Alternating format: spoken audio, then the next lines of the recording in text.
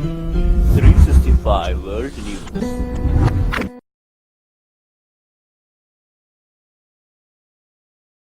Superintendent, I know this has to be just a horrible day, a nightmare for everybody. Tell me what you know at this point. Well, first, I can't tell you that we can't do anything other than put our prayers out for the families, the students in this school, and this community. It's just a heartbreaking tragedy. What we do know at this point is that every single law enforcement entity in Broward County is on the scene, including the FBI. There are fatalities that are involved. We can't confirm the number at this point. I am in communication with Sheriff Scott Israel. I'm going to meet with him now. Have been in communication with the governor. Everyone is providing the full support that they can. Unconfirmed reports now, but we believe that the shooter has been apprehended. And so we're trying to just work through all the details at this point. Can you tell me the scenario we're hearing is this former student entered the freshman building? Is that your understanding? I don't know the details of where the student entered, but we do know that it occurred during dismissal time. And yes, it is potentially some former student. Don't have a name yet. I can't release any information to you. But that individual, we believe, is in custody at the moment. We hear a high number of casualties. Are you getting any indication from the sheriff just how many people may have died? Can't confirm the number at this point, but there are fatalities involved here. Can you tell us at least how many transports? Do you know maybe a dozen? I don't know the number that's been transported at this point, but again, there are numerous fatalities. It's a horrific situation. It's just a horrible day for us. And we got reports of multiple shootings. Can you confirm that?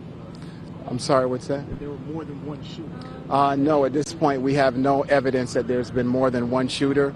The individual, again, we believe has been apprehended.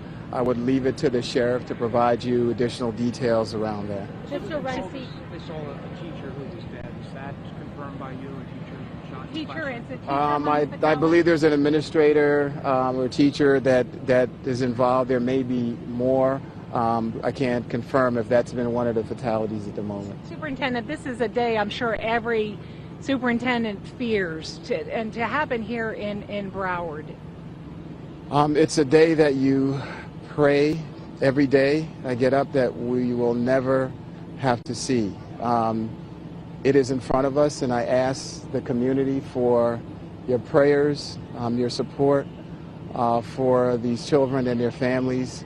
We're going to do whatever we can to come together as a community to pull through this, and we will. And again, we're doing everything we possibly can. The students are being evacuated and released at the moment, so we're working through that process right now. Are you aware of any indication, any warning, any hint that the students could have been planning? We've received no warning, no indication, but again, there's going to be a thorough investigation.